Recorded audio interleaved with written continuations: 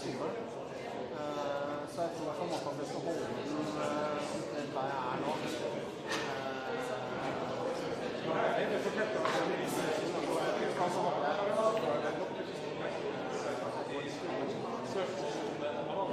Han kommer til å gå rett ut og begynne å snakke.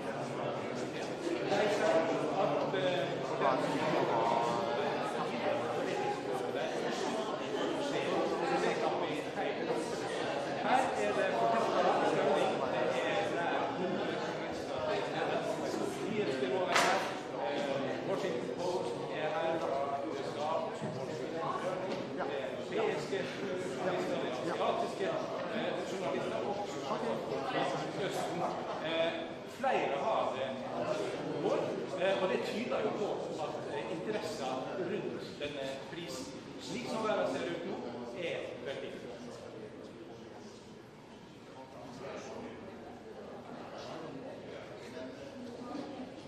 De er like spente som oss andre. Det er ingen i dette som vet hvem som får prisen. Og det ser en jo på sammensetninger. Det er spekulert i ulike kandidater fra ulike deler av verden. Og når en ser disse spekulasjonene, så gjør en sine vurderinger og sender da journalister. Så sånn sett så kan en si at mange til å reise herifra med en uforrettet sak, men interesser er veldig stor. Og det er jo da bare et par minutter nå til denne døra går opp, og da kan en i seg med spekulasjoner som har fått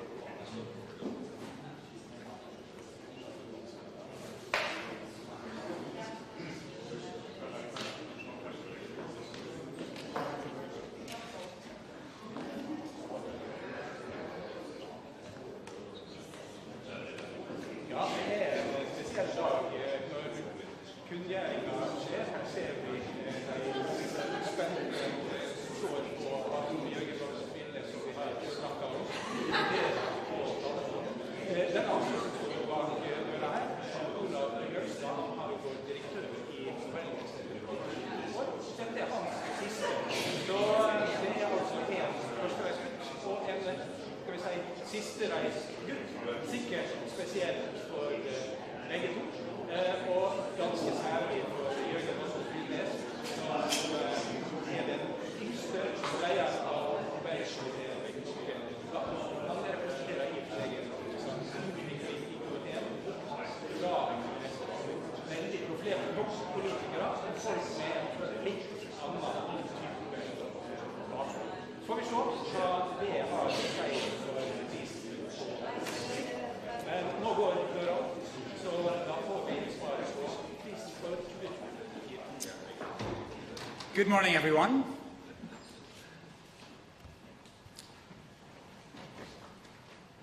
The Norwegian Nobel Committee has decided to award the Peace Prize for 2024 to the Japanese organization Nihon Hidankyo. This grassroots movement of atomic bomb survivors from Hiroshima and Nagasaki, also known as Hibakusha, is receiving the Peace Prize for its efforts to achieve a world free of nuclear weapons and for demonstrating through witness testimony that nuclear weapons must never be used again. In response to the atomic bombs attacks of August 1945, a global movement arose whose members have worked tirelessly to raise awareness about the catastrophic humanitarian consequences of using nuclear weapons. Gradually, a powerful international norm developed, stigmatizing the use of nuclear weapons as morally unacceptable. This norm has become known as the nuclear taboo. The testimony of the Hibakusha, the survivors of Hiroshima and Nagasaki, is unique in this larger context. These historical witnesses have helped to generate and consolidate widespread opposition to nuclear weapons around the world by drawing on personal stories, creating educational campaigns based on their own experience, and issuing urgent warnings against the spread and use of nuclear weapons. The Hibakusha helps us describe the indescribable, to think the unthinkable, and to grasp the incomprehensible pain and suffering caused by nuclear weapons. The Norwegian Nobel Committee wishes nevertheless to acknowledge one encouraging fact. No nuclear weapons have been used in war in nearly 80 years. The extraordinary efforts of Nihon Hidankyu and other representatives of the Hibakusha have contributed greatly to the establishment of the nuclear taboo. It is therefore alarming that today this taboo against the use of nuclear weapons is under pressure. The nuclear powers are modernizing and upgrading their arsenals. New countries appear to be preparing to acquire nuclear weapons, and threats are being made to use nuclear weapons as part of ongoing warfare. At this moment in human history, it is worth reminding ourselves what nuclear weapons are. The most destructive weapon the world has ever seen. Next year will mark 80 years since 2 American atomic bombs killed an estimated of 120,000 inhabitants of Hiroshima and Nagasaki. A comparable number died of burn and radiation injuries in the months and years that followed. Today's nuclear weapons have far greater destructive power. They can kill millions and would impact the climate catastrophically. A nuclear war could destroy our civilization. The fates of those who survived the infernos of Hiroshima and Nagasaki were long concealed and neglected. In 1956, local Hibakusha Association, along with victims of nuclear weapon tests in the Pacific, formed the Japan Confederation of A and H bomb sufferers organization. This name was shortened to Nihon Hidankyu. It would become the largest and most influential Hibakusha organization in Japan. The core of Alfred Nobel's vision was the belief that committed individuals can make a difference. In awarding this year's Nobel Peace Prize to Nihon Hidankyu, the Norwegian Nobel Committee wishes to honor all survivors who, despite physical suffering and painful memories, have chosen to use their costly experience to cultivate hope and engagement for peace. Nihon Hidankyu has provided thousands of witness accounts, issued resolutions and public appeals, and sent annual delegations to the United Nations and a variety of peace conferences to remind the world of the pressing need for nuclear disarmament. One day, the Hibakusha will no longer be among us as witnesses to history, but with a strong culture of remembrance and continued commitment, new generations in Japan are carrying forward the experience and the message of the witnesses. They are inspiring and educating people all over the world. In this way, they are helping to maintain the nuclear taboo, a precondition of a peaceful future for humanity. The decision to award the Nobel Peace Prize for 2024 to Nihon Hidankyu is securely anchored in Alfred Nobel's will. This year's prize joins a distinguished list of peace prizes that the committee has previously awarded to champions of nuclear disarmament and control. The Nobel Peace Prize for 2024 fulfills Alfred Nobel's desire to recognize efforts of the greatest benefit to humankind. Thank you. Ståltalsnes, Norwegian TV2. With all the conventional military conflicts going on in the world right now, what, if any, is the signal from the Nobel Committee to world leaders and the conflicting parties? Our message to world leaders all over the world is that the messages, the stories and testimonies of the Hibakusha is an important reminder of how unacceptable the use of nuclear weapons is. We should listen to their voices, and I hope all leaders take the time to listen to the painful and dramatic stories of the Hibakusha that reminds us that these weapons should never be used again, ever.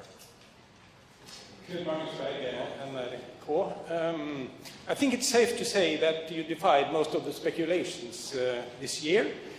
Why this kind of prize this year? When we look at the developments and the conflicts around the world, we see how crucial it is to uphold a nuclear taboo, to uphold the norm saying nuclear weapons should never be used again. The Nihon Hidankyu and the Hibakusha is crucial in this context. All states have a responsibility of non-use, and those stories are important in that matter. Have you been in contact with the winners this year, and what were their reactions? Unfortunately, we have not been able to contact this year's laureate yet, but we hope to do so very soon. You have yourself said that it's a special year because of the raging conflicts going on. In what way was this year special and more difficult? I think there's many, many people around the world that see the dark skies on the horizon, conflicts in many places. But with this prize, we also want to lift, we are a global community, and the threat of nuclear weapons could threaten us all. Ida Novik, NTB, has, and if so, how has the rhetoric around nuclear weapons lately, especially from Russia, impacted this year's decision? It is very clear that threats of using nuclear weapons are putting pressure on the important international norm, the taboo of using nuclear weapons. And therefore, it is alarming to see how threats of use is also damaging this norm. To uphold an international strong taboo against the use is crucial for all of humanity. Hello, Bohun Radajewski from the Polish television. I want to ask a question. Is that kind of prize actually a judgment from the Nobel Committee that the threat of nuclear weapons being actually used in an open conflict is now a real perspective to be considered? All words or deeds taken to reduce the nuclear taboo is dangerous for humanity. This year's prize is a prize that focuses on the necessity of upholding this nuclear taboo. And we have all a responsibility, particularly the nuclear powers. Thank you. I'm Makiko Yanada from the Japanese newspaper Yomiuri Shimbun. As you mentioned, now the 80 years has passed since the usage of the nuclear, the atomic bomb, and the number of survivors are decreasing greatly due to the passing of the time. So, what kind of effect, what kind of encouraging effect do you expect to encourage the to deliver the messages by those survivors and also encourage the movement around the world? what kind of momentum do you expect from this year's decision? We and the Norwegian Nobel Committee see how new generations in Japan is also taking on the responsibilities to tell the stories from August 1945. And as I said in the speech, how new generations, together with the witnesses, are able to inspire and educate people all over the world is crucial to uphold this nuclear taboo against the use of nuclear weapons. No more questions? Then we end the press conference. Thank you so much.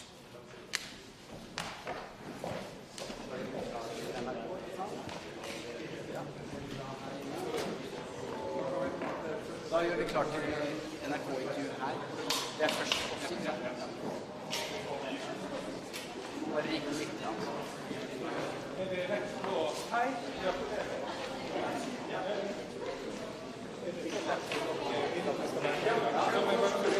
Så vi skal bare riktig. Ja,